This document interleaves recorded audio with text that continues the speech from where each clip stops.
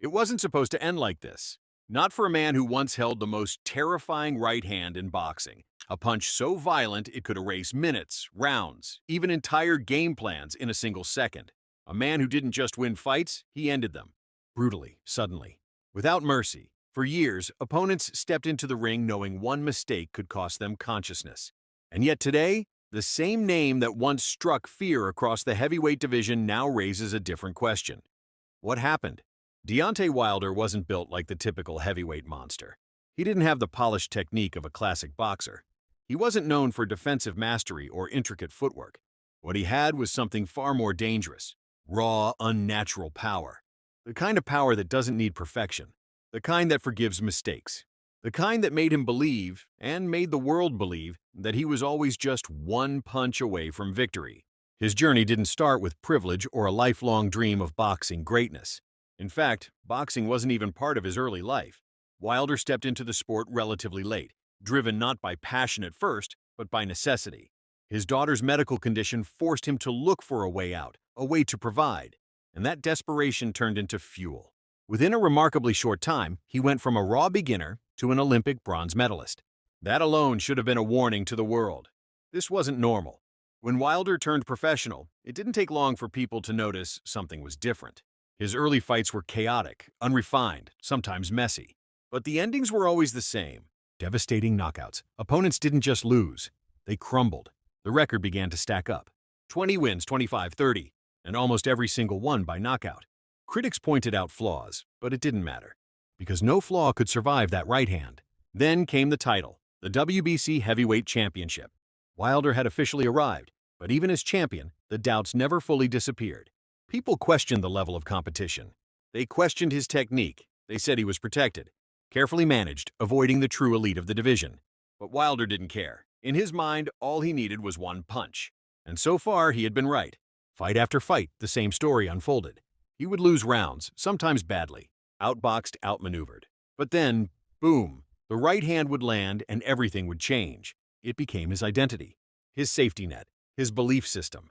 He didn't need to win every second of a fight. He just needed one moment. But that belief, as powerful as it was, carried a hidden danger. Because when a fighter relies too heavily on a single weapon, what happens when that weapon is neutralized? The first real crack in the armor appeared when Wilder faced Tyson Fury for the first time. Fury was everything Wilder struggled against. Elusive, intelligent, unpredictable. A fighter who didn't just rely on skill, but on mindset. Throughout that fight, Wilder looked lost at times. He couldn't pin Fury down. He couldn't land clean. But then, as always, he found his moment. A brutal knockdown, then another. The kind of shots that would have ended most fights. But Fury got up. That moment changed everything.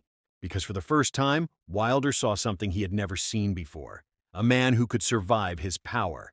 The fight ended in a controversial draw, but the psychological impact was far deeper than any scorecard. In the rematch, everything unraveled. Fury didn't just outbox Wilder this time. He walked him down, pressured him, broke him. The aura of invincibility vanished round by round. Wilder looked uncomfortable, then desperate, then defeated. His right hand, once unstoppable, seemed almost irrelevant. Fury had found the blueprint. Close the distance, smother the power, take away the space, and suddenly Wilder didn't have answers. The loss wasn't just physical, it was mental. After the fight, instead of accepting defeat, Wilder searched for explanations. Heavy costume, sabotage, betrayal. Excuses began to replace accountability. And in boxing, that's a dangerous path. Because if you don't accept your weaknesses, you can't fix them. The third fight with Fury was supposed to be redemption, and in some ways it was. Wilder showed heart, he showed resilience. He even dropped Fury twice. For a brief moment, it felt like the old Wilder was back. The killer instinct, the explosive danger. But once again, it wasn't enough. Fury adapted, survived, and eventually finished the job. 3 fights, 1 draw, 2 losses, and a clear message. The blueprint to beat Deontay Wilder had been exposed. After Fury, Wilder was no longer a mystery. He was a problem that had been solved. When he returned to the ring, there was hope. A quick knockout win reminded fans of his power. It felt like maybe, just maybe, he still had something left. But the division Fury was everything Wilder. Fighters had studied him, learned from Fury. They weren't afraid anymore. They were prepared. Then came the fight against Joseph Parker. And this is where the decline became undeniable. Wilder didn't look like himself. There was hesitation, a lack of urgency. The explosive confidence that once defined him was gone. He wasn't pulling the trigger. The right hand, the weapon that built his entire career, barely made an appearance. Round after round slipped away. Parker stayed disciplined, avoided danger, and exposed something that had never been so visible before. Wilder, without his power, is a completely different fighter. And that fighter looked lost. It wasn't just a loss, it was a realization that the fear factor was gone. That opponents no longer entered the ring expecting to be knocked out at any second. And when that fear disappears, everything changes. So, what really caused the collapse? It wasn't just one thing. It was a combination of factors that slowly built up over time. First, the technical limitations. Wilder's style worked for years because of his power. But at the highest level, technique matters. Defense matters. Adaptability matters.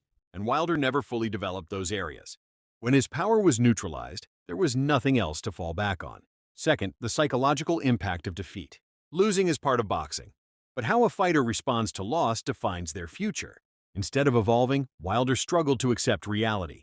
And that slowed his growth at the exact moment he needed it most. Third, the evolution of the division. Heavyweight boxing didn't stand still. Fighters became smarter, more strategic. They learned from each other. And once Fury exposed the blueprint, others followed. And finally, time. Boxing is unforgiving. Reflexes slow down. Timing fades, confidence wavers. And for a fighter whose entire identity was built on explosive moments, even a slight decline can make a massive difference. But here's the truth most people won't say. Deontay Wilder didn't just collapse, he was figured out. And once that happened, the very thing that made him special became predictable. Opponents knew what to expect. They knew what to avoid. And they knew that if they could survive the storm, they could win. Still, it would be wrong to ignore what Wilder achieved.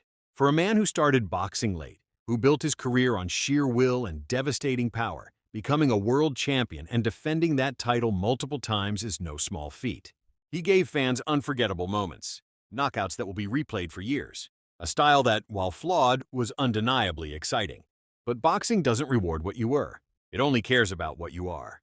And right now, the question isn't just about Wilder's past. It's about his future. Can he adapt? Can he rebuild? Can he find a way to evolve beyond the right hand? Or has the sport already moved on? Because in boxing, the fall doesn't always come suddenly.